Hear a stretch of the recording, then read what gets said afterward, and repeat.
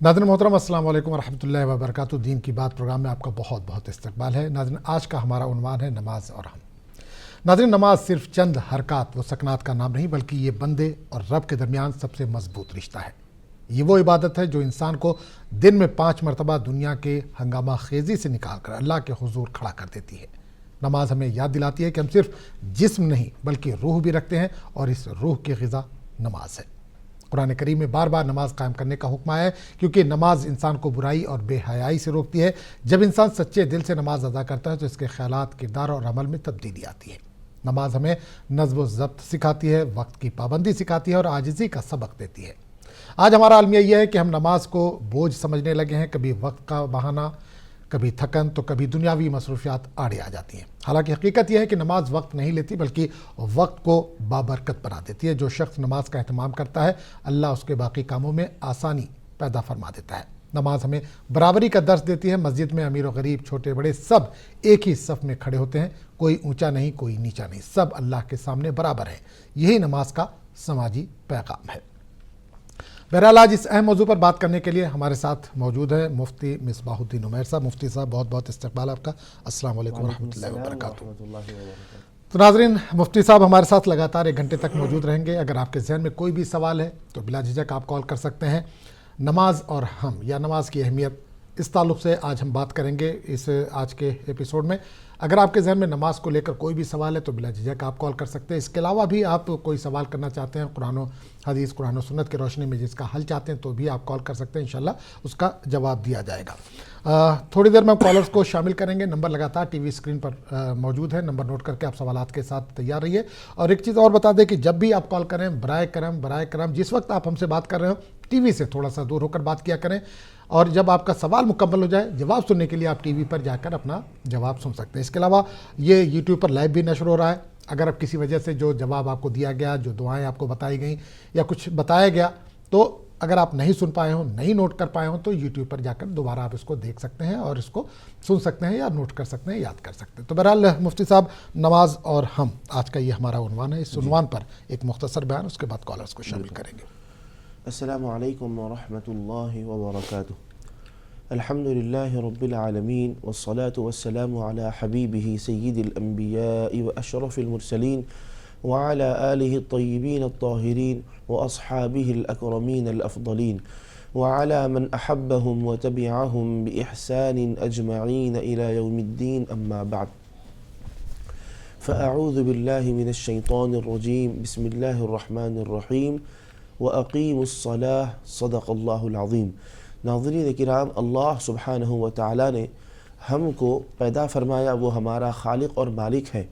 और अल्लाह सुब्हानहु व तआला ने हमको अपनी फरमाबरदारी, अपनी इताअत का हुक्म दिया है। अल्लाह सुब्हानहु व तआला ने जिन चीज़ों का हमको हुक्म दिया है वो हम पर लाजिम और ज़रूरी है, और उनकी अदायगी में एहतिमाम होना चाहिए, खुशू खुजू होनी चाहिए, गफलत और सुस्ती के बग़ैर वो चीज़ें अदा करनी चाहिए। और उनमें सबसे अहम इबादत है नमाज। नमाज इस्लाम का सबसे अहम रुकन है। अगर ईमान के बाद अगर कहा जाए तो सबसे अहम रुकन नमाज ही है। जैसा कि हदीस शरीफ में भी हज़रत नबी करीम सल्लल्लाहु अलैहि वसल्लम ने कलीमे के बाद, शहादह के बाद नमाज का ज़िक्र फरमाया है। तो इससे नमाज की अहमियत का अंदाज़ा होता है। कुरान करीम में अल्लाह सुब्हानहु व तआला ने इरशाद फरमाया, व अक़ीमुस्सलाह, और ये अक़ीमुस्सलाह का जो खिताब है ये ईमान वाले बंदों से है। जो बंदा ईमान ला ले, तो ईमान लाने के बाद सबसे पहली जो चीज़ उसके ज़िम्मे आइद होगी वो नमाज होगी। तो नमाज की उसके ऊपर अदायगी लाजिम और ज़रूरी है। तो अब ईमान के बाद सबसे अहम नमाज है, तो अल्लाह ने ईमान वालों से खिताब करके फरमाया, व अक़ीमुस्सलाह, और तुम नमाज पढ़ो, नमाज को कायम करो। अल्लाह सुब्हानहु व तआला ने व अक़ीमुस्सलाह कहा, नमाज को कायम करो फरमाया है। तो नमाज को कायम करना और नमाज को पढ़ना, दोनों चीज़ों में ज़रा सा फ़र्क है। नमाज पढ़ने का मतलब ये है कि बिल्कुल आम कॉमन चीज़ है कि नमाज पढ़ें, उसके जो भी अरकान हैं एहतिमाम करें। यहाँ पर अल्लाह ने वो अक़ीमुस्सलाह फरमाया, नमाज कायम करो। नमाज कायम करने का मतलब ये है कि नमाज के जो सुन्नतें हैं, मुस्तहब्बात हैं, उनकी अदायगी के साथ खुशू खुजू की कैफियत से नमाज पढ़ो। तो इस मफ़हूम को बयान करने के लिए अल्लाह ताला ने अक़ीमुस्सलाह फरमाया है। तो इस तरीक़े से नमाज के सिलसिले में खुशू खुजू होनी चाहिए। और फिर नमाज जब बंदा मोमिन पढ़ता है तो ये वो तसव्वुर کر لینا چاہیے۔ اور حدیث شریف میں نبی کریم علیہ الصلاۃ والسلام نے بھی ارشاد فرمایا کہ وہ اللہ سبحانہ و تعالیٰ کے دربار میں کھڑا ہوتا ہے۔ لوگ یہ دیکھتے ہیں کہ وہ مسجد میں کھڑا ہوا ہے، چار دیواری ہے، اللہ کے گھر میں کھڑا ہوا ہے، لیکن نبی کریم علیہ السلام نے فرمایا کہ وہ اللہ تعالیٰ کے دربار میں کھڑا ہوتا ہے۔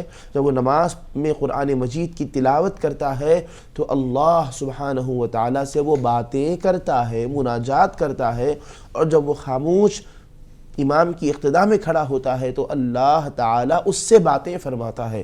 تو یہ بندے اور رب کے درمیان نماز ایک کنیکشن اور تعلق کو قائم کرتی ہے۔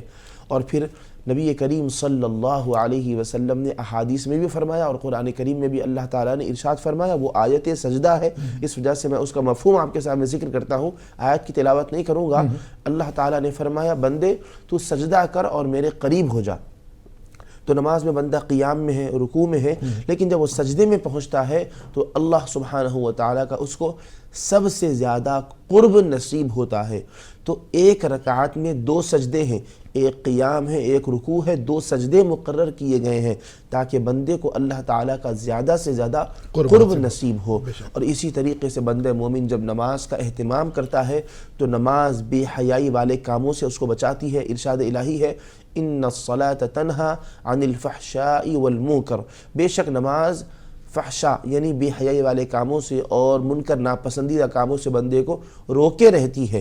یعنی نماز پڑھنے کی وجہ سے اس کی طبیعت میں، اس کے مزاج میں ایسی کیفیت پیدا ہو جاتی ہے کہ وہ بے حیائی والے کام نہیں کرتا اور وہ نامناسب اور منکر ناپسندیدہ کام کی طرف متوجہ نہیں ہوتا۔ یہ نماز کی برکت ہے، یہ نماز کا اثر ہے جو بندے مومن کے اندر پیدا ہو جاتا ہے۔ اور ایک بندہ مومن جب دن میں 5 وقت کی نماز پابندی کے ساتھ پڑھتا ہے تو پھر اللہ سبحانہ و تعالیٰ اس پر اپنا خصوصی فضل و کرم فرماتا ہے۔ انشاءاللہ تعالیٰ آگے اس مزید درس کریں۔ آپ نے اس میں ذکر کیا واقیم الصلاح، لگاتار قرآن شریف میں اس کا ذکر ہے کہ نماز قائم کرو، لیکن ساتھ میں زکوٰۃ کا بھی بار بار ذکر کیا۔ نماز اور زکوٰۃ سے کیا کچھ کنیکشن ہے؟ بالکل۔ بسم اللہ الرحمن الرحیم وَأَقِيمُوا الصَّلَاةَ وَآتُوا الزَّكَاةَ، جو حصہ میں نے پڑھا آج کے ہمارے موضوع سے متعلق ہے، نہیں وہ اس سے جو بار بار زکوٰۃ بھی ساتھ میں آ رہا ہے، اس لیے میں تو اس کے بعد فوراً زکوٰۃ کا ذکر کیا گیا، چونکہ زکوٰۃ بھی یہ ارکان اسلام میں ایک اہم رکن ہے، اس کا درجہ نماز کے بعد ہے۔ تو اس ترتیب سے اللہ تعالیٰ نے قرآن کریم میں ذکر کیا کہ نماز پڑھو اور زکوٰۃ ادا کرو۔ اچھا، نماز کے ذریعے سے کیا ہوتا ہے؟ بندے کے اپنا تعلق اللہ سبحانہ و تعالیٰ سے مضبوط اور مستحکم ہوتا ہے۔ تو یہ حق اللہ ہے، اور زکوٰۃ یہ حق العبد بھی ہے، حق اللہ بھی ہے، حق العبد بھی ہے۔ اللہ کا حکم ہے زکوٰۃ دو، تو اللہ کا حق ہے بندے پر کہ وہ زکوٰۃ ادا کرے۔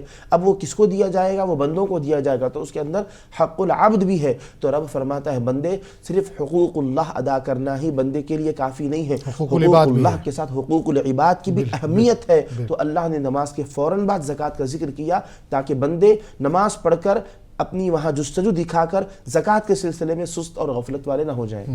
چلیے ایک کالر ہمارے ساتھ جڑ گئے، ہم سے بات کریں گے۔ جی السلام علیکم۔ سلام جی کہاں سے بات کر رہی ہیں؟ جی میں ایم پی سے بول رہی ہوں۔ آج کا بہت اچھا موضوع رکھا ہے آپ نے جی جی بہت بہت شکریہ نماز کے لیے۔ تو میں یہ جاننا چاہ رہی تھی مفتی صاحب سے کہ جیسے میں نے ابھی 10 سال سے نماز شروع کری ہے، میری جیسے 50 سال کی نماز جو قضا ہوئی ہے اب وہ عمر میں، وہ کیسے ادا کریں؟ ٹھیک ہے، چلیے بہت بہت شکریہ۔ تو مفتی صاحب انہوں نے کہا کہ انہوں نے کچھ سالوں سے نماز شروع کی ہے پڑھنی، پچھلی جو نمازیں انہوں نے سالوں کی قضا ہو گئی ہیں وہ کیسے ادا کریں؟ جی بسم اللہ الرحمن الرحیم۔ ایک دن میں 5 نمازیں ہیں۔ اب جتنے بھی سالوں کی نمازیں آپ کی قضا ہوئی ہیں، آپ اندازہ کر لیں کہ ایک سال میں کتنے دن ہوتے ہیں، تو ہر دن کی 5 نمازیں، اور آپ کی جو بھی موجودہ عمر ہے بالغ کب ہوئی ہیں، اور بالغ ہونے کے بعد سے لے کر اب تک کی جو موجودہ عمر ہے، جتنے سال سے نماز پڑھ رہی ہیں ان سالوں کو اس میں سے مائنس کر دیں، اور بقیہ جتنے سال ہیں ہر سال کے جو دن ہوتے ہیں ان کا حساب کر کے ایک دن میں 5 نمازیں، اس طریقے سے آپ حساب کر لیں۔ اور جتنی بھی نمازیں آپ کو کیلکولیٹر میں بتلائی جائیں گی، اب آپ ان میں ہر نماز کو آپ کو 5 اس میں سے 5%، ہر نماز کا حصہ 5% ہے، 5 چیزوں میں تقسیم کر لیں تو ہر نماز کا 5واں اس کے اندر فیصد رہے گا۔ تو اس طریقے سے آپ حساب کر کے روزانہ اپنی سہولت کے ساتھ ایک ایک نماز قضا کرتی جائیں حساب کر کے. اور اسی طریقے سے 5 وقت کی نمازوں کے ساتھ ساتھ وطر کی نماز چونکہ وہ بھی واجب ہے وہ بھی قضا کرنی ہے, تو جملہ 6 نمازیں آپ کو قضا کرنی ہوں گی. نہیں, ان کو ڈرنے کی ضرورت نہیں. انہوں نے جس طرح ذکر کیا تقریباً 50 سال کی نمازیں چھوٹی ہوئی ہیں, اب کہیں یہ جوڑنے لگے کہ بھائی عشاء میں 17 رکعت پڑھنی ہے یا ظہر میں 12 رکعت پڑھنی ہے, تو ان کو آپ کو قضا اگر ہے تو 12 ہی وہ صرف فرض ہی ادا کرنی ہے. بالکل قضا نمازوں میں بالکل قضا نمازوں میں صرف فرض نماز آپ کو پڑھنی ہے. فجر کی 2, ظہر کی 4, عصر کی 4, مغرب کی 3, عشاء کی 4 اور اس کے بعد 3 وطر. اس طریقے سے آپ کو جو یوں سمجھیے کہ جملہ 6 نماز ادا کرنی ہے, اور ہم نے آپ کو رکعتیں بھی بتا دی. اچھا, آپ خاتون ہیں تو آپ کے لیے ایک مسئلہ یہ ہے, مہینے میں جو آپ کے مخصوص ایام آتے ہیں جن میں نماز نہیں پڑھ سکتی ہیں ان ایام کو بھی منہا کر دیں. تو اس طریقے سے آپ ان ایام کو منہا کر کے حساب کر لیں, اور جو بھی آپ کو کیلکولیٹر میں بتایا جائے اس طریقے سے دھیرے دھیرے روزانہ تھوڑی تھوڑی نمازیں ادا کرتی رہیں. اچھا, اب نیت میں کیا کریں, کون سے دن کی نیت نماز کے 2024 کی, 2023 کی, کیا کون سے سن کی نیت کرنی چاہیے؟ اس میں سال, مہینہ, دن کی نیت ضروری نہیں ہے. جب آپ نماز پڑھیں 2 طریقے سے ہے, یا تو یہ نیت کریں کہ بالغ ہونے کے بعد سب سے پہلے جو نماز چھوٹی ہے اس کی فجر کی قضا کرتی ہوں, بالغ ہونے کے بعد جو سب سے پہلے ظہر چھوٹی ہے اس کی قضا کرتی ہوں. ایک طریقہ یہ ہے. دوسرا طریقہ یہ ہے کہ آپ نیچے سے جا سکتے ہیں, ایک تو ہے اوپر سے آئے, اور دوسرا طریقہ کیا ہے کہ میں بالغ ہونے کے بعد سب سے اخیر میں جو میری فجر کی نماز چھوٹی ہے وہ قضا کر رہی ہوں, یا سب سے اخیر میں جو ظہر چھوٹی ہے وہ قضا کر رہی ہوں. اس طریقے سے اوپر یا نیچے سے ہر 2 طرف سے آپ کی اپنی سہولت کے مطابق نیت کر کے نمازیں ادا کر سکتی ہیں. بہتر وہی ہے کہ جس وقت کی چھٹی ہے اس وقت ہی, جیسے ظہر کی اگر ہے تو ظہر کے وقت قضا کر لیں, اس طرح سے وہ ایک سلسلہ بھی بنا ہر نماز کے بعد آپ قضا کر سکتی ہیں. البتہ ایک بات یہ بھی یاد رہے کہ جو مکروہ اوقات ہیں ان میں نمازیں آپ قضا نہیں کر سکتی, جیسا کہ عین سورج کے نکلنے کا وقت ہے, سورج کے زوال کا استوا کا وقت ہے, اور اسی طریقے سے سورج کے غروب ہونے کا وقت ہے. ان نمازوں میں آپ قضا نہیں کر سکتی. البتہ فجر سے پہلے یا بعد میں فرض نماز اگر قضا کر رہی ہے تو اس کی اجازت ہے, نفل نماز نہیں پڑھ سکتی ہیں. اسی طریقے سے ظہر کے بعد ظہر کی قضا کر لیں, عصر کے بعد بھی عصر کی کوئی بھی نماز قضا کر رہی ہیں لوگوں کے سامنے نہ کریں. کیوں؟ لوگوں کو معلوم ہے کہ وہ نفل نماز کا وقت نہیں ہے, تو ایسا ہوگا کہ آپ اپنی قضا نماز پر لوگوں کو گواہ بنا لیں گی. یہ شریعت میں پسندیدہ نہیں ہے, تو آپ اپنی اس غلطی پر لوگوں کو گواہ نہ بنائیں. فجر اور ظہر کے پہلے یا عصر کے بعد جب نماز قضا کر رہی ہیں لوگوں کی نظروں سے چھپ کر قضا کریں کہ آپ کی نماز کو کوئی دیکھ نہ لے, کیونکہ یہ نہیں کہہ سکتی آپ کہ میں نفل پڑھ رہی ہوں, کیونکہ اس واقعے پر تو کوئی نفل نماز نہیں ہے. اور شریعت یہ چاہتی ہے کہ بندے کا عیب لوگوں کے سامنے بھی ظاہر نہ ہو. اسی طرح مغرب کے بعد مغرب کی قضا, عشاء کے بعد عشاء کی قضا. اچھا, بعض اوقات میں نے دیکھا کہ جیسے کوئی نماز فرض نماز ادا کر رہا ہے تو وہ تو جیسے خوش و خضوع کے ساتھ ادا کرتا ہے وہ کر لیتا ہے, لیکن جب وہ قضا ادا کرتا ہے تو پھر وہ بیٹھ کے پڑھنا شروع کر دیتا ہے کہ کئی نمازیں قضا ہے, بیٹھ کے تھک جائے جو بھی اس کے ذہن میں ہو تو وہ بیٹھ کے پڑھنا شروع کرتا ہے. تو کیا اس میں بھی وہی خشوع اور خضوع ہونا چاہیے جو فرض نماز کے لیے اس نے ادا کیا ہے؟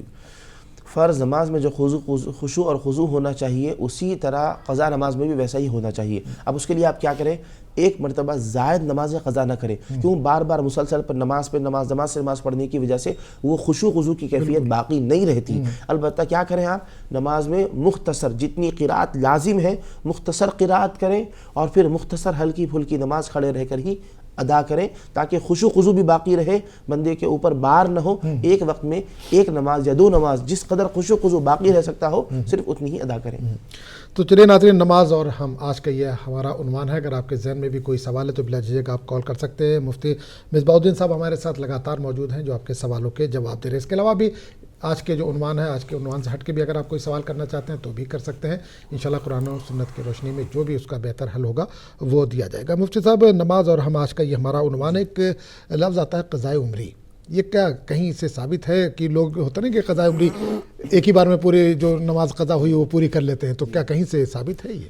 بسم اللہ الرحمن الرحیم. قضائے عمری کا مطلب کیا ہے؟ قضا کا مطلب ہے جو چیز چھوٹ گئی ہے ان کو ادا کرنا, یہ قضا کہلاتی ہے. عمری یا عمر سے ہے. قضائے عمری کا مطلب عمر کی چھوٹی ہوئی نمازیں. تو اس سلسلے میں یاد رہیں کہ کوئی ایسی روایت میں نہیں ہے کہ انسان کسی موقع پر چند رکعت نماز ادا کر لینے سے زندگی بھر کی قضا نمازیں ادا ہو جائیں گی, اس کے ذمے سے ساقط ہو جائیں گی. کوئی ایسی روایت اب تک نظر سے نہیں گزری. یہ بالکل لوگوں کی غلط فہمی ہے. البتہ جتنی نمازیں چھوٹی ہیں، جتنی رکعتیں چھوٹی ہیں، اتنی نمازیں اتنی رکعتیں بعد میں بطور قضا ادا کرنا یہ لازم اور ضروری ہے.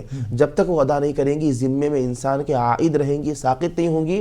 البتہ چند رکعتیں پڑھ لینے سے اس کی ساری نمازیں قضا ختم ہو جاتی ہیں، اس کے ذمے سے نکل جاتی ہیں. یہ بالکل غلط بات ہے. اس طرح کی باتوں پر دھیان توجہ نہ دیں. کچھ دن پہلے ایک سوال بہن نے کیا تھا کہ مکہ یا مدینہ میں ہم جا کے اگر نماز ادا کرتے ہیں تو اس کا زیادہ اثر ہوتا ہے جو قضا ہو گئی ہیں، تو کوئی ضروری نہیں کہ ہم پوری پڑھیں، کیا کم پڑھیں تو بھی ہو جائے، گنجائش ہے ایسی؟ اس طرح کا سوال آیا تو اس پہ کیا کچھ کہیں گے آپ؟ دیکھیے، مکہ مکرمہ مدینہ منورہ میں نمازوں کا ثواب بڑھ جاتا ہے. مکہ مکرمہ میں ایک نماز کا ثواب 1,00,000 نمازوں کے برابر ہے، اور مدینہ منورہ میں ایک نماز کا ثواب ایک روایت کے مطابق 1,000 نمازوں کے برابر ہے، ایک اور روایت کے مطابق 50,000 نمازوں کے برابر ہے. تو اب وہاں جا کر فجر کی ایک مرتبہ فجر کی قضا کر لیے، غالباً اسی پس منظر میں انہوں نے سوال کیا. جی ہاں، ایک مرتبہ فجر کی قضا کر لیے، 1,00,000 فجر کی نمازوں کی قضا ہو جائے گی. یہ مطلب نہیں ہے وہاں پر وہ ایک نماز ثواب میں 1,00,000 نمازوں کے برابر ہے. 1,00,000 نمازوں کی قضا اس سے نہیں ہوگی. مدینہ منورہ میں نماز قضا کرنے سے 50,000 نمازوں کی قضا ایسا بالکل نہیں ہے، بلکہ اس کی ثواب بڑھ جائے گی، اس کی کوالٹی بڑھ جائے گی، اس کی کوانٹٹی نہیں بڑھے گی. تو جتنی کوانٹٹی میں آپ ادا کر رہی ہیں یا ادا کر رہے ہیں، صرف اسی کوانٹٹی میں وہ نماز ادا ہوگی. البتہ اس کی کوالٹی، اس کا اجر و ثواب یہ بڑھ جائے گا. چلیے ایک اور کالر ہمارے ساتھ جڑ گئے، ان سے بات کریں گے. جی السلام علیکم. وعلیکم السلام بھیا. جی بھائی کہاں سے بات کر رہے ہیں؟ محمد عارف بول رہا ہوں بنگلور سے. بنگلور سے. جی سوال کیجیے. بھیا میری بچی عربی پڑھنے ذرا یہ کرتی ڈیلے کرتی بھیا، کیا کرنا اسے؟ وعلیکم السلام بھیا. ٹی وی سے تھوڑا سا دور ہو کر بات کیجیے بھائی. ٹی وی سے دور بھیا ہو گیا. سوال بتائیے، سوال کیجیے. سوال، میرے بچی عربی پڑھنے یہ کرتی، لیزی پن کرتی. اچھا، عربی پڑھنے میں دلچسپی نہیں دکھاتی ہے؟ نہیں دکھاتی. چلیے ٹھیک کیا ہے. کرنا بھیا؟ ٹھیک ہے، سوال سمجھ میں آ گیا. یہ آج کل جو ہے وہ عام بچوں کا یہ مسئلہ ہو گیا ہے. مفتی صاحب، عربی پڑھنے سے کترا رہی ہے بچی ان کی، کیا طریقہ ہو سکتا ہے، کس طرح سے یہ پڑھائیں بچی کو عربی؟ بسم اللہ الرحمن الرحیم. عربی کا مطلب آپ کا ہے کہ قرآن کریم، تجوید، یہ قاعدہ وغیرہ جو بچے پڑھتے ہیں وہ پڑھنے سے کترا رہی ہیں. دینی جو تعلیم ہے، تو اس سلسلے میں اس کی اہمیت ان کو بتلائیں، اس کی اہمیت کے بارے میں ان کو بتلائیں، اس کی افادیت کے بارے میں بتائیں. دنیا و آخرت میں اس کا جو فائدہ ہے وہ ان کو ان کی سمجھ کے مطابق سمجھائیں. دنیاوی تعلیم یہ بھی بہت اچھی چیز ہے، لیکن انسان دنیاوی تعلیم سے صرف اپنی دنیا کو سنوار سکتا ہے، دنیا کما سکتا ہے. اگر دنیاوی تعلیم کو دین کی خدمت کا ذریعہ بنائے تو پھر وہ آخرت کے لیے ذخیرہ ہوگا. البتہ جو دینی تعلیم ہے وہ خالص انسان کے لیے دنیا و آخرت ہر دو کے فائدے میں کام آنے والی چیز ہے. تو ان کو سمجھائیں کہ دینی تعلیم اگر سیکھیں گی، قرآن پڑھنے میں آسانی ہوگی. قرآن کا پڑھنا نماز کے لیے ضروری ہے. نماز ہر بندے مومن، مرد و عورت پر لازم اور ضروری ہے اس کی ادائیگی. تو یہ دینی تعلیم آپ کے فرائض کی ادائیگی میں مددگار ثابت ہوتی ہے. یہ بات ان کو سمجھائیں. جب یہ بات ان کے ذہن میں بیٹھے گی کہ یہ دینی تعلیم پڑھنا آپ کے مقصد میں آپ کو کامیاب بناتی ہے، تو اس سے ان کے اندر شوق اور ولولہ پیدا ہوگا. اور پھر بزرگوں کے، صحابیات کے، اگر لڑکی ہے، جیسا لڑکی ذکر کیا ہے انہوں نے، بچی کا ذکر جی کیا ہاں، انہوں نے، صحابیات کے، امہات المومنین کے واقعات ان کو پڑھ کر سنائیں کہ وہ کس قدر دین سے رغبت رکھتی تھیں، کس قدر دین کی وہ خدمت کیا کرتی تھیں. اور قرآن مجید کی تلاوت بھی پڑھ رہی ہے تو اس کی فضیلت بتائیں کہ جو قرآن مجید کی تلاوت کرتا ہے اللہ سبحانہ و تعالی اس کو 1 حرف پر 10 نیکی عطا فرماتا ہے. مشہور حدیث ہے، لیکن ایک اور حدیث آپ کو میں سنانا چاہتا ہوں. 1 حرف پر 10 نیکیاں ملتی ہیں. بسا اوقات 1 حرف پر 25 نیکیاں بھی ملتی ہیں، 1 حرف پر 50 بھی ملتی ہیں، 1 حرف پر 100 نیکیاں بھی ملتی ہیں. روایت میں ہے 100 نیکیاں کیسے ملتی ہیں؟ جو شخص نماز میں کھڑے رہ کر قرآن کی تلاوت کرے تو 1 حرف پر 100 نیکیاں. جو شخص نماز میں بیٹھ کر تلاوت کرے تو 1 حرف پر 50 نیکیاں. جو شخص باوضو قرآن کی تلاوت کرے تو 1 حرف پر 25 نیکیاں. جو شخص بے وضو قرآن کی تلاوت کرے تو 1 حرف پر 10 نیکیاں. اتنا زیادہ اجر و ثواب ہے. اس کا ثواب بتائیں، اس کی اہمیت کو بتائیں، دنیا و آخرت میں اس کے فوائد کو بتائیں، تو انشاءاللہ تعالی اس سے ان کا ذہن قرآنی تعلیم اور دینی تعلیم کی طرف متوجہ ہوگا. نہیں، اس میں والدین کی کیا ذمہ داری ہو سکتی ہے؟ کیونکہ اس سے پہلے بھی ہم نے اس پر بات کی تھی، کئی کالس آئے کہ والدین گھر میں بیٹھے ہوئے بچے سے کہتے ہیں کہ جاؤ نماز پڑھو. بچہ کیسے جائے گا جب آپ خود ہی نہیں پریکٹس کر رہے ہیں اس کی؟ تو اسی طرح اگر وہ کہہ رہے بچے عربی نہیں پڑھ رہی تو گھر میں شروعات خود کریں والدین اگر، تو اس پر اگر کچھ والدین کی کیا ذمہ داری ہے اس پر ایک بار تھوڑا سا. والدین اپنی اولاد کے لیے رول ماڈل ہوتے ہیں کہ بچوں کے اندر جو چیز ان سے کرنے کے لیے کہی جائے وہ تو کرتے ہیں، لیکن بچوں کی طبیعت میں، ان کی فطرت میں تقلید کا مادہ بہت زیادہ ہے. تقلید یعنی کرو تو وہ کرتے ہیں، لیکن اس سے زیادہ ان کے ذہن پر جو اثر انداز ہونے والی چیز ہے وہ انسان کی پریکٹس ہے، انسان کا خود عمل کرنا ہے. اگر والدین ان کے سامنے عمل کر کے دکھائیں گے، نماز پڑھو بولنے سے وہ نماز پڑھیں گے لیکن وہ کیفیت نہیں رہے گی. آپ خود جا نماز لے کر ان کے سامنے نماز ادا کریں اور کہیں کہ میرے ساتھ آپ بھی نماز پڑھو، تو اب بچوں کو بھی خوشی ہوگی کہ میں اس کام میں اپنے والد کے ساتھ شریک ہوں، والدہ کے ساتھ شریک ہوں، تو وہ بہت شوق اور ذوق کے ساتھ آ جائیں گے. اسی طرح وہ دینی تعلیم کے بارے میں توجہ نہیں کر رہی ہیں، تو دینی تعلیم آپ اگر پڑھ لیے ہیں تو بہت اچھی بات ہے، پڑھ لیے ہیں تب بھی آپ اس کا اہتمام کریں، ان کو اپنے ساتھ میں لے کر پڑھیں یا ان کے ساتھ خود بھی پڑھیں تاکہ ان کے اندر شوق اور ولولہ پیدا ہو. اور اگر نہیں پڑھے ہیں تو بہت اچھا موقع ہے کہ اولاد کے ساتھ ساتھ آپ کو بھی وہ تعلیم حاصل کرنے کا موقع مل جائے گا. اور پڑھ لیے ہیں تو قرآن مجید کی تلاوت کا معاملہ ایسا نہیں ہے کہ ایک سلیبس ہے، پڑھ لیے ختم ہو گیا، اس کو زندگی بھر پڑھتے رہنا ہے. وہ ہمارے لیے کتاب ہدایت بھی ہے، وہ ہمارے لیے ایک ذکر و اذکار کی کتاب بھی ہے، اس کے لیے اس کے پڑھنے پر اجر و ثواب بتایا گیا ہے. تو قرآن کی تلاوت کا خود بھی اہتمام کریں. بچے جب پڑھنے کے لیے بیٹھیں تو آپ بھی ان کے ساتھ بیٹھ جائیں تاکہ بچوں کو آپ کو دیکھنے کی وجہ سے پڑھنے میں دھیان لگے گا، شوق اور ولولہ پیدا ہوگا. نماز کے تعلق سے ہم بات کر رہے ہیں، جماعت کے ساتھ نماز پڑھنے کے کیا فائدے ہیں انفرادی طور پر، اور جماعت سے ظاہر سی بات نماز پڑھنے کے بہت سارے فائدے ہیں، ثواب زیادہ ہے اس کے، خواتین اس سے کیوں محروم رہیں؟ جی بسم اللہ الرحمن الرحیم. نماز جماعت کے ساتھ ادا کرنا یہ انتہائی اہم اور ضروری ہے، اور نماز جماعت سے پڑھنے میں ثواب میں اضافہ ہو جاتا ہے. حدیث شریف میں بھی کریم علیہ الصلوۃ والسلام نے ارشاد فرمایا صلاۃ الجماعۃ تفضل علی صلاۃ الفرد ب27 درجۃ. جو نماز با جماعت پڑھی جاتی ہے وہ نماز بغیر جماعت کے جو پڑھی جاتی ہے اس پر 27 درجے زیادہ فضیلت رکھتی ہے. تو نماز جماعت کے ساتھ جو ادا ہوتی ہے یہ ایک وحدت کا پیغام دیتی ہے، یہ ایک مسلمانوں کی اجتماعیت کا پیغام دیتی ہے. اور باجماعت نماز ادا کرنا مسلمانوں اور غیر مسلمان خواتین اور عورتوں کے لیے، ہر دو کے لیے صحابہ کرام اور نبی کریم علیہ الصلوۃ والسلام کے زمانے میں اہتمام ہوتا تھا. لیکن نبی کریم صلی اللہ علیہ وسلم کے وصال مبارک ہونے کے بعد سرکار کا جو زمانہ تھا وہ خیر القرون تھا، سب سے بہترین زمانہ تھا، اور برائیاں بے حیائی اس طرح کی کوئی چیزیں نہیں تھی. نبی کریم علیہ الصلوۃ والسلام کے وصال مبارک کے بعد لوگوں کے مزاج میں، ان کی طبیعتوں میں تبدیلی آئی. حضرت سیدنا فاروق اعظم رضی اللہ تعالی عنہ نے خواتین کو مسجد نبوی میں آ کر باجماعت نماز ادا کرنے پر پابندی لگا دی، کیونکہ لوگوں کا مزاج بدل گیا. خواتین گھر کے باہر نکلیں گی، بے پردگی ہوگی، لوگ ان کی طرف دیکھیں گے، لوگوں کے ذہنوں میں دلوں میں وسوسے آئیں گے، ان کے خیالات پراگندہ ہو جائیں گے. حضرت امیر المؤمنین سیدنا فاروق اعظم رضی اللہ عنہ نے اس سے منع کیا ہے. تو اس وجہ سے خواتین اپنے اپنے گھروں میں نماز ادا کر رہی ہیں.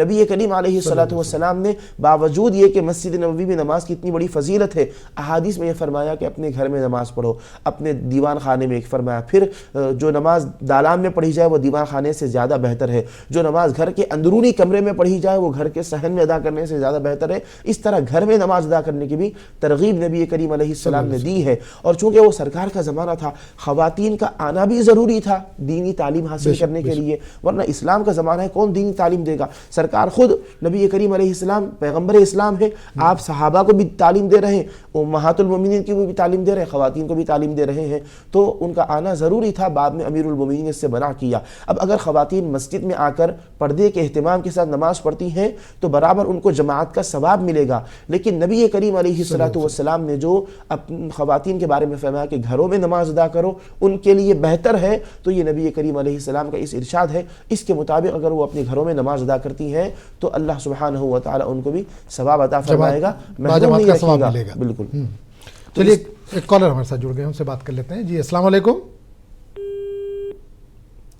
غالباً کال جو ہے وہ ڈراپ ہو گیا. تو بہرحال ناظرین، نماز اور ہم، آج کا یہ ہمارا عنوان ہے. اگر آپ کے ذہن میں بھی کوئی سوال ہے تو بلا جھجک آپ کال کر سکتے ہیں. مفتی مصباح الدین عمیر صاحب لگاتار ہمارے ساتھ موجود ہیں جو آپ کے سوالوں کا جواب دے رہے ہیں. فی الحال وقت ہو چلا ایک چھوٹے سے بریک کا. بریک کے بعد ہم فوراً حاضر ہوتے ہیں. एक बार फिर आपका बहुत बहुत इस्तकबाल। आप देख रहे हैं दीन की बात और आज हम बात कर रहे हैं, हमारा जो उन्वान है वो है नमाज और हम।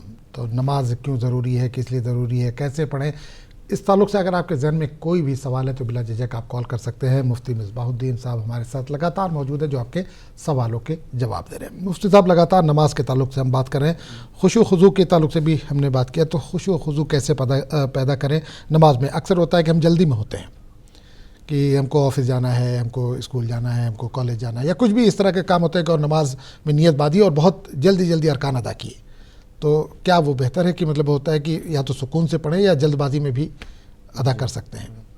बिस्मिल्लाहिर्रहमानिर्रहीम नहमदुहु व नुसल्ली व नुसल्लिमु अला रसूलिहिल करीम व अला आलिहि व सहबिहि अजमईन अम्मा बाद। नाज़रीन किराम, नमाज को खुशू खुजू से अदा करना चाहिए। शरीयत इस्लामिया ने जो नमाज का हुक्म दिया है, इसके पीछे उनका मकसद और गर्ज़ यही है कि नमाज खुशू खुदू से अदा की जाए। अल्लाह सुब्हानहु व तआला ने कुरान करीम में फरमाया, नमाज को कायम करो, यानी नमाज को इत्मीनान के साथ ठहर ठहर कर सुकून से उसके मुस्तहब्बात, फ़राइज़, वाजिबात, सुनन, मुस्तहब्बात की अदायगी के साथ अदा करो। यही शरीयत का हुक्म है। अब लोग ये कहते हैं कि ऑफ़िस का टाइम हो रहा है इसलिए नमाज जल्दी जल्दी अदा कर लिए, तो यूँ समझिए कि वो ऑफ़िस वगैरह जो भी आप मुलाजमत कर रहे हैं वो आपका खानगी काम है और नमाज आपके लिए सरकारी काम है। जिस तरीके से दुनिया में इंसान सरकारी नौकरी को खानगी नौकरी पर, प्राइवेट नौकरी पर किस कदर अहमियत देता है, बहुत अहमियत देता है, तो इसी तरीके से आप समझें कि ये नमाज जो आपको अदा करना है ये भी आपकी ड्यूटी है, ये भी आपका काम है, ये भी आपका आपके फ़राइज़ में दाखिल है, ये सरकारी काम है आपका, इसका अदा करना इंतहाई लाजिम और ज़रूरी है। तो जिस तरह आम नौकरियों को अहमियत दी जाती है, इसको भी अहमियत दी जाए दुनियावी नज़र से अगर देखा जाए, क्योंकि ये अल्लाह सुब्हानहु व अल्लाह ताला का हुक्म है बंदे के लिए। अल्लाह ने हमको खाने के लिए दिया, सांस लेने के लिए अल्लाह ने हमको ऑक्सीजन दिया, ये सारी चीज़ें हमने अल्लाह ताला ने हमको अता फरमाई, लेकिन इसके पीछे अल्लाह हमसे कोई मुआवजा नहीं ले रहा है। अल्लाह ताला हमसे कोई मुआवजा नहीं ले रहा है। अल्लाह ताला ने फरमाया कि बंदे नमाज अदा करो, ज़कात दो, रोज़ा रहो, हज करो, ये चीज़ों का अल्लाह ने हमको हुक्म दिया। इसमें अल्लाह का कोई फ़ायदा नहीं है, इसमें सरासर बंदे का ही फ़ायदा है। उसके लिए अजर सवाब भी है, नमाज से उसकी सेहत भी ठीक रहती है, बॉडी भी फिट रहती है, और फिर नमाज से बंदे की रूह को भी सुकून होता है, उसके दिल और दिमाग को सुकून मिलता है, नमाज से अजर सवाब मिलता है। तो एक काम है, इसके पीछे कई अल्लाह ताला ने फ़वाइद बंदे से जोड़ दिए हैं। तो यूँ समझे कि ये हमारी नौकरी और मुलाजमत से ज़्यादा अहम है। और यहाँ तक उलमा ने मसला लिखा कुरान करीम की आयत की रोशनी में कि अगर बंदे मोमिन को नमाज की अदायगी में उसकी मुलाजमत रुकावट बन रही है, ऐसी नौकरी और मुलाजमत को नमाज के एहतमाम के लिए छोड़ देना चाहिए। अल्लाह ने कुरान में क्या फरमाया कि नहनु नरज़ुकुकुम, तुम नमाज का एहतमाम करो, तुम्हारा रिज़्क़ हमारे ज़िम्मे है। बेशक। तो अल्लाह ताला ने रिज़्क़ के बारे में फरमाया कि वो हमारे ज़िम्मे है, तुम नमाज का एहतमाम करो, हम तुमको रिज़्क़ अता फरमाएंगे।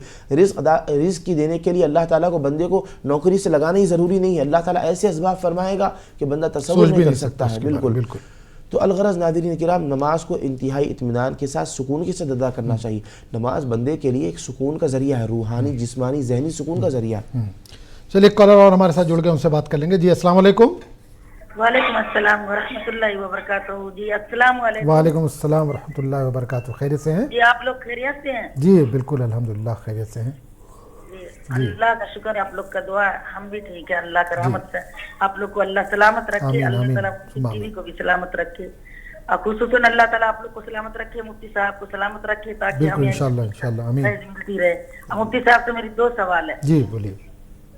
जी पहला सवाल ये है मुफ्ती साहब, अगर नमाज के साथ साथ कोई जैसे इसरात का, चाश का नमाज पढ़ते गए, या फिर फर्ज सुन्नत अदा करके नफिल भी पढ़ते गए हमेशा, कोई इंसान भी, तो ऐसी हालात में अल्लाह के जात से ये उम्मीद रखनी चाहिए कि हमें जो फर्ज छूटा हुआ है, क्या उसमें अल्लाह ताला इसे पूरा करेंगे? और दूसरा सवाल ये है कि वालिदा का जो नमाज छूटा है, क्या उनके लिए हम कोई नमाज पढ़ के उनके नाम से दे सकते हैं उनके हक में? ये दोनों सवाल का आप हमें जवाब दें, अच्छी तरह से समझाएं। ठीक बिल्कुल इंशाल्लाह। एक और कॉलर हमारे साथ जुड़ गए, उनसे बात करेंगे। जी अस्सलाम वालेकुम। अस्सलाम वालेकुम। जी अस्सलाम वालेकुम। जी भाई कहाँ से बात कर रहे हैं? नोएडा से। जी, सवाल कीजिए अपना, क्या जानना चाहते हैं? मेरा सवाल है कि नमाज में जब जमात हो रही है इसमें आकर मिलना है, अकेले हैं तो किस तरह मिलेंगे? फिर इंतजार करें पीछे आने वाले का या आगे से आदमी ले लें? नहीं, सवाल एक बार फिर कीजिए। जब मस्जिद में आप गए, नमाज वहाँ पर खड़ी है, जमात खड़ी हो गई है। हाँ जी। हाँ, हमें शामिल होना है जमात में, हम अकेले हैं, सब पूरी हो गई है आगे। अच्छा, तो पीछे किस सब में आप अकेले खड़े हो या किसी का इंतजार कर रहे हैं, ये जानना चाह रहे हैं? हाँ, ये जानना। चलिए ठीक है, चलिए बहुत बहुत और शुक्रिया। एक सवाल और है मेरा। हाँ, अगर इमाम के हवा खारिज हो जाए, वजू टूट जाए तो फिर क्या, किस तरह करेगा? ठीक है, चलिए बहुत बहुत शुक्रिया आपने, शुक्रिया। बहुत बहुत शुक्रिया। इंशाल्लाह दोनों सवाल का जवाब दिया जाएगा। मुफ्ती साहब, बहन ने पहले जो कॉल किया था कि वालदा के ताल्लुक से उन्होंने कहा कि जो वालदा की नमाज छूट गई है, तो क्या इनकी तरफ से कुछ किया जा सकता है उसके लिए? उनका इंतकाल हो चुका है कल। बिस्मिल्लाहिर्रहमानिर्रहीम। जिस बंदा या जिस अल्लाह की बंदी की नमाज़ें छूट गई हैं, उन्हीं को चाहिए कि वो उन नमाज़ों की क़ज़ा करें। अलबत्ता उलमाए किराम ने एक मसला लिखा है कि अगर कोई शख्स इंतकाल कर गया है और उनकी छूटी हुई नमाज़ों के सिलसिले में कोई उनके वरसा, उनके मुतअल्लिक़ीन वो नमाज़ों को उनकी नीयत से अदा करते हैं कि ये उनके ज़िम्मे जो नमाज़ें थी हम वो अदा कर रहे हैं, अगर इस तरीके से अदा करके अल्लाह के दरबार में दुआ करें तो अल्लाह सुब्हानहू व तआला इस बात पर कादिर है कि वो उनके ज़िम्मे से नमाज़ों को साक़ित कर दे और इन्होंने जो नमाज़ अदा की है अल्लाह ताला इसके ज़रिए से उनको पूरा कर दे। इस पर अल्लाह सुब्हानहू व तआला कादिर है। अगर बंदा ऐसा एहतिमाम करना चाह रहा है तो बहुत अच्छी बात है, एहतिमाम कर सकता है, कोशिश कर सकता है। अल्लाह ताला के ख़ज़ानों में किसी चीज़ की कमी नहीं है। बिल्कुल। एक और कॉलर हमारे साथ जुड़ गए, हमसे बात करेंगे। जी अस्सलाम वालेकुम। जी वालेकुम अस्सलाम। कहाँ से बात कर रहे हैं? जी मैं सोलापुर से बात कर रही हूँ। जी, सवाल कीजिए अपना, क्या जानना चाहती हैं? जी मेरे 2 सवाल है। मेरा पहला सवाल है कि कुर्सी पर बैठकर नमाज कैसे पढ़ते हैं, और दूसरा सवाल है कि मुझे नामों के मायने जानने हैं। किस नाम मेरे के? 3 नाम है, माहिन, ताबीन और नुमान। आपके 3 नाम हैं? नहीं, माहीन, मेरा नाम माहिन है, मेरी बहन का नाम ताबीन है, ताबीन, और मेरा ताबीन। एक भाई, हाँ, और मेरा एक भाई है उसका नाम नुमान है। नोमान। चलिए ठीक है, इंशाल्लाह बिल्कुल बताया जाएगा। बहुत बहुत शुक्रिया, आपने कॉल किया, इंशाल्लाह बिल्कुल जवाब दिया जाएगा। तो नाज़रीन, अगर आपके जहन में भी कोई सवाल है तो बिला झिझक आप कॉल कर सकते हैं। मुफ्ती मिसबाहुद्दीन साहब हमारे साथ लगातार मौजूद है। नमाज और हम, ये आज का हमारा उन्वान है। बहरहाल मुफ्ती साहब, एक पहला सवाल जो बहन का रह गया था कि उन्होंने कहा कि फ़र्ज़ नमाज के बाद इशराक पढ़ती हैं या नफिल पढ़ती हैं, तो क्या जो नीयत हमारे पास जहन में ये हो कि जो हमारी फ़र्ज़ की नमाज़ें छूटी हुई हैं वो पूरी हो जाएंगी, तो क्या ऐसा मुमकिन है? बिस्मिल्लाहिर्रहमानिर्रहीम। बंदा मोमिन जिस नीयत से जो नमाज अदा करता है उसी नीयत के मुताबिक वो नमाज उसकी अदा होती है और उसी खाने में वो नमाज उसकी पुर होती है। अगर कोई नफल नमाज इशराक, चाश्त, अव्वाबीन वगैरह अदा करे और ये सोचे कि शायद मेरी ये नमाज़ें मेरी छूटी हुई नमाज़ों का बदल बन जाएंगी, ये बिल्कुल गलत है। ऐसा नहीं है। जिस नीयत से नमाज अदा की उसी नीयत से वो नमाज अदा होगी। अगर नफल की नीयत से अदा की तो वो नफल होगी, क़ज़ा की नीयत से अदा की तो वो क़ज़ा होगी। तो इंसान जो नीयत कर रहा है इस बारे में गौर व फिक्र कर ले। भाई का एक दिल्ली से जो फ़ोन था, नोएडा से गालिबन था, तो उन्होंने कहा कि मस्जिद में वो गए नमाज अदा करने के लिए, पहली सफ़ मुकम्मल हो चुकी है, दूसरी सफ़ में अब वो अकेले हैं, तो ऐसी सूरत में क्या वो इंतज़ार करें कि कोई और आए या अकेले ही वो नियत बात लें? बिल्कुल। बिस्मिल्लाहिर्रहमानिर्रहीम। अगर अगली सफ़ पुर हो चुकी है, कोई शख्स बाद में आया है और वो अकेला है, तो अब वो नई सफ़ में अकेला खड़ा रहने के बजाय किसी और का इंतज़ार करे, ये बिल्कुल गलत बात है। फ़ौरन इंसान नमाज अगर जमात चल रही है तो इमाम साहब जिस रुकन में है नमाज की नीयत करे, नमाज बान तकबीर तहरीमा के ज़रिए से नमाज शुरू करके फ़ौरन उस रुकन में इमाम के साथ शरीक हो जाए। किसी और का इंतज़ार करना ऐसा कोई मसला नहीं है। और सफ़ कहाँ से बनाई जाए? एक सफ़ अगली पुर हो चुकी है, कोई शख्स आया है, वो नई सफ़ में अभी बिल्कुल पीछे वाली सफ़ में खड़ा हो रहा है, तो वो इमाम के बिल्कुल पीछे से सफ़ बनाता जाए। अब कोई आ रहा है, वो कोई दाएं खड़ा होगा, कोई बाएं खड़ा होगा, मुकम्मल हो जाएगी, से वो भी सफ़ मुकम्मल हो जाएगी। एक सवाल इन्होंने कहा कि इमाम साहब नमाज़ पढ़ा रहे हैं और किसी वजह से उनका वज़ू टूट गया या खारिज हो गई, तो ऐसी सूरत में अब क्या होगा? اگر نماز کے دوران وضو ٹوٹ جاتا ہے تو اس سلسلے میں چاہیے کہ فوراً نماز کو وہیں روک دیں اور پھر آ کر وضو کر کے اپنی نماز کو وہیں سے کنٹینیو بھی کر سکتے ہیں، اس کے کچھ شرائط ہیں، یا پھر نماز کو شروع سے بھی اثر نو پڑھ سکتے ہیں۔ البتہ عام آدمی کی بنسبت امام صاحب کا وضو ٹوٹ گیا ہے تو بقیہ لوگوں کا وضو سلامت ہے، تو اب ان کے اسی لیے تو کہا گیا ہے نا، امام صاحب کے پیچھے پہلی صف میں ایسے لوگ کھڑے ہوں کہ بوقت ضرورت وہ خود امامت کر سکتے ہوں۔ تو امام صاحب کا وضو ٹوٹ گیا ہے تو وہ کسی کو اپنا نائب بنا دیں، کسی کو اپنا قائم مقام بنا دیں، آہستہ وہ پیچھے ہٹنا شروع کر دیں، اور پھر کوئی شخص اتنا سمجھدار ہو کہ امام صاحب کے پیچھے ہٹنے کو سمجھے اور وہ ان کی جگہ چلا امام صاحب کی جگہ چلا جائے اور پھر نماز کو وہیں سے کنٹینیو کرے، پھر وہ صف کے کسی حصے سے پیچھے آ کر وضو کریں گے، پھر آ کر جماعت میں شریک ہو جائیں گے۔ اس کے بعد الغرض احکام الگ ہیں، چونکہ سوال میں وہ چیز کا ذکر نہیں ہے تو ہم اس کا جواب نہیں دے رہے ہیں، تو اس قدر امام صاحب آہستہ پیچھے ہٹیں گے، کوئی ان کے قائم مقام ہو جائے گا، اس کو کیا کہتے ہیں نائب بنانا۔ امام صاحب اپنا نائب بنا کر نماز کو وہاں سے خلیفہ بنانا بھی کہتے ہیں، نائب بنانا بھی کہتے ہیں، نماز کو کنٹینیو کریں گے۔ چلیے بہت بہت شکریہ مفتی صاحب، امید ہے کہ بھائی آپ کے سوال کا جو جواب تھا وہ مل گیا ہوگا۔ اگر آپ کچھ رہ گیا ہو اس میں تو آپ دوبارہ کال کر کے پھر سے ایک سوال کر سکتے ہیں۔ بچی کا ایک سوال تھا مفتی صاحب کہ کرسی پر بیٹھ کر نماز کیسے پڑھیں، طریقہ اگر یہ اپنے لیے پوچھ رہی ہیں تو وہ بھی بتائیے، کیونکہ بچی ہے تو کرسی پر بیٹھ کے تو نہیں پڑھ سکتی، کوئی معذور ہے، کس صورت میں کرسی پر بیٹھ کے پڑھنا ہے؟ بالکل۔ بسم اللہ الرحمن الرحیم۔ کرسی پر بیٹھ کر نماز پڑھنے کے سلسلے میں یہ مسئلہ یاد رہے کہ جو شخص زمین پر بیٹھنے سے بھی معذور ہو، زمین پر نہیں بیٹھ سکتا ہو، یعنی اس کے گھٹنے فولڈ نہیں ہو سکتے ہوں درد کی وجہ سے، تو پھر وہ شخص کرسی پر بیٹھ کر پڑھ سکتا ہے۔ پہلا تو مسئلہ یہ ہے کہ نماز کھڑے ہو کر پڑھے۔ اگر کوئی شخص کھڑے ہونے سے عاجز ہے، ٹھہر نہیں سکتا، پیروں میں اگر طاقت و قوت نہیں ہے، تو پورا زمین پر بیٹھ کر نماز پڑھے۔ کرسی بھی یہاں ضروری نہیں ہے، زمین پر بیٹھ کر نماز پڑھے۔ اچھا، زمین پر بیٹھ کر نماز پڑھنے میں کسی کو گھٹنوں میں درد ہو کہ وہ کیونکہ پورے گھٹنے فولڈ ہو جاتے ہیں، ایسا کوئی مسئلہ ہے تو پھر کوئی کرسی پر بیٹھ کر نماز پڑھ سکتا ہے، لیکن بغیر کسی ضرورت کے جو فیشن چل رہا ہے کہ لوگ اپنی مجبوری کی وجہ سے پڑھ رہے ہیں، کسی کا دیکھا دیکھی لوگ بھی کرسی پر بیٹھ کر نماز پڑھنا شروع کر رہے ہیں، تو ایسا مسئلہ غلط ہے۔ بڑی عمر کے لوگوں کو عموماً یہ مسئلہ ہوتا ہے تو وہ کرسی پر پڑھیں گے، الغرض جو جوان ہیں، بچے ہیں، نوعمر ہیں، نوجوان ہیں، ایسے لوگ کرسی پر بیٹھ کر نماز نہ پڑھیں بلکہ کھڑے رہ کر ہی نماز پڑھیں، اور کھڑے رہ کر ان کو نماز ادا کرنی چاہیے۔ البتہ وہ بھی کسی بیماری کی وجہ سے یا کسی حادثے کی وجہ سے زمین پر نہیں بیٹھ سکتے، نہ کھڑے ہو سکتے ہیں، تو پھر کرسی پر بیٹھ کر نماز پڑھنا چاہتے ہیں تو کرسی پر بیٹھ کر نماز پڑھیں گے۔ اس کے لیے کیا ہے، اور کرسی پر بیٹھ کر نماز پڑھنے کے سلسلے میں بھی بات یاد رہے، جتنی دیر انسان کھڑا ہو سکتا ہے اتنی دیر کھڑا رہے، کم سے کم پوری نماز میں کھڑا نہیں ہو سکتا تو اب نماز شروع ہونے کے بعد کھڑا رہ جائے، جتنی دیر پیروں میں طاقت ہے، پیر آپ کو متحمل ہے، اتنی دیر کھڑا ہو جائے۔ جب پیر درد کرنے لگے، درد کرنے کا مطلب کیا، ایک صحت مند آدمی کے درد کرنا الگ ہے، کوئی معذور ہے، بیمار ہے، تو جب اس کے بعد ایسا مسئلہ پیش آ جائے تو پھر بیٹھ جائے، وہاں سے بیٹھ کر نماز کنٹینیو کرے، رکوع میں بھی جھکے اور سجدے میں رکوع سے اور زیادہ جھکے، اس طریقے سے۔ اچھا، بعض لوگ کیا ہے سجدے میں جاتے خود ہاتھ اپنے گھٹنوں کے اپنے رانوں پر رکھنا چاہیے، بعض لوگ رانوں پر رکھنے کے علاوہ کیا کرتے ہیں، سجدے میں جاتے خود ہاتھوں کو آگے بڑھا دیتے ہیں ہوا میں، یہ طریقہ بالکل غلط ہے۔ اچھا، کچھ لوگ ٹیبل رکھ لیتے ہیں، اس کی بھی بالکل ضرورت نہیں، انسان اپنے بس رانوں پر ہاتھ رکھے، اس طریقے سے وہ رکوع بھی کرے گا، سجدہ بھی کرے گا، رکوع میں جتنا بھی جھک رہا ہے سجدے میں اس سے اور زیادہ جھکے گا۔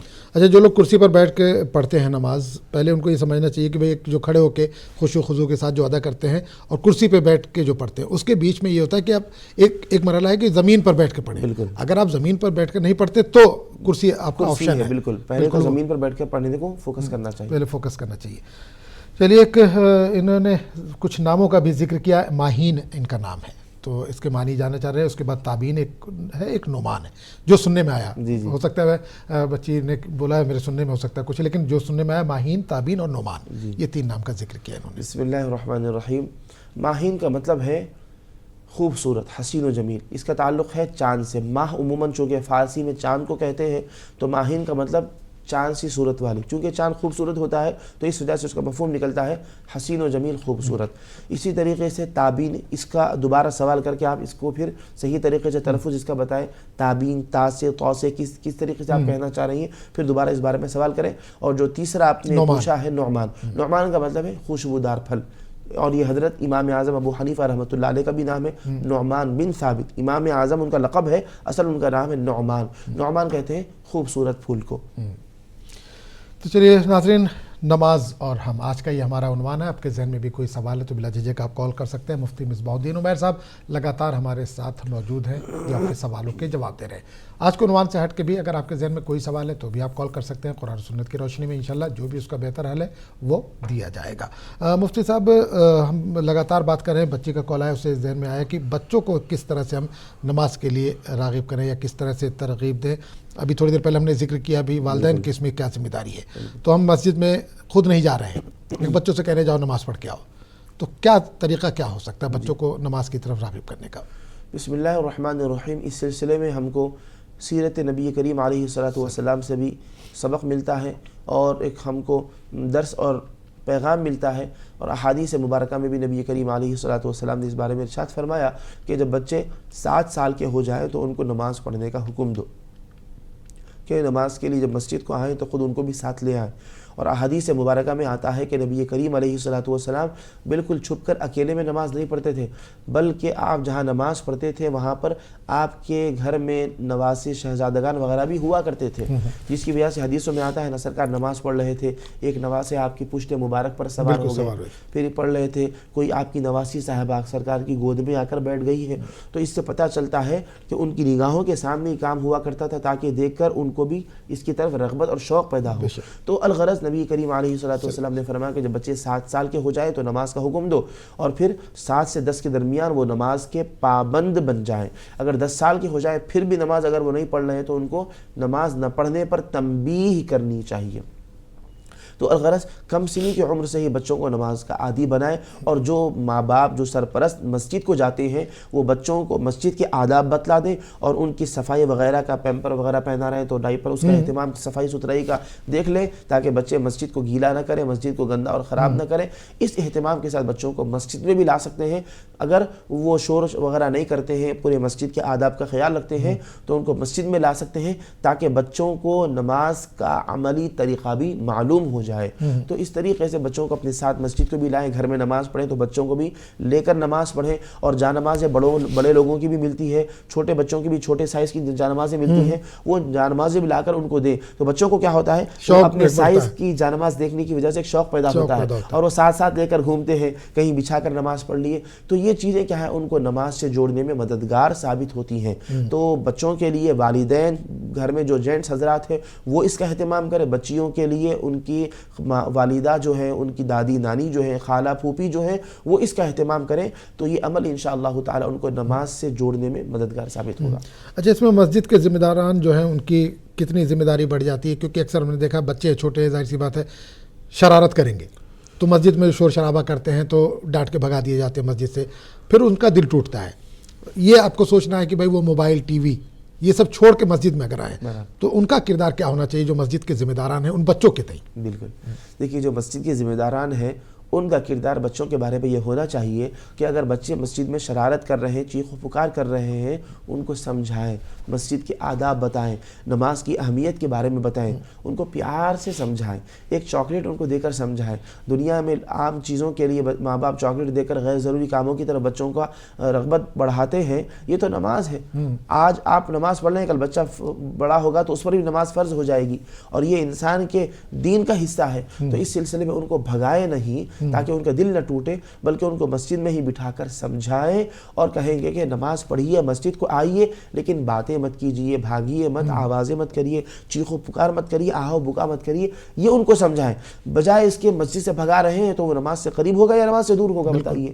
بچے دیگر اور چیزوں کو چھوڑ کر آتے ہیں, دوسرے بچے تو باہر کھیل رہے ہوتے ہیں, کوئی کھا رہا ہوتا ہے اور کوئی کچھ کر رہا ہوتا ہے. یہ بچے انہی بچوں میں سے نکل کر مسجد کو آئے ہیں, تو اب ان کو مسجد سے جوڑے رکھنا ہے یا مسجد سے دور کرنا ہے؟ تو بچوں کا دل بہت نرم اور نازک ہوتا ہے, ان کی طبیعت بہت حساس ہوتی ہے. تو ان کو اگر سختی سے جھڑکنا, ماریں گے, کریں گے, ڈانٹیں گے تو کیا ہے, وہ مسجد سے دور ہوں گے. تو مسجد سے دور کرنا گویا کہ ان کو نماز سے دور کرنا ہوگا, کیونکہ مسجد میں آ کر وہ نماز کا اہتمام کر رہے ہیں. اور جو مسجد میں نہیں پڑھا, گھر میں کون ہے, بڑے لوگ ہی گھر میں اتنا اہتمام نہیں کرتے, تو پھر بچے کیا گھر میں اہتمام کریں گے نماز کا؟ اس بارے میں انتظامیہ کو بھی مسجد کے غور کرنا چاہیے, سوچنا چاہیے. اور البتہ ماں باپ کو بھی بچوں کو تربیت دینی چاہیے کہ جب مسجد میں لائیں یا وہ مسجد میں آئیں اس کی آداب کا ضرور خیال رکھیں۔ اس کے لیے بڑوں کو بھی ایک رول ماڈل بننا چاہیے۔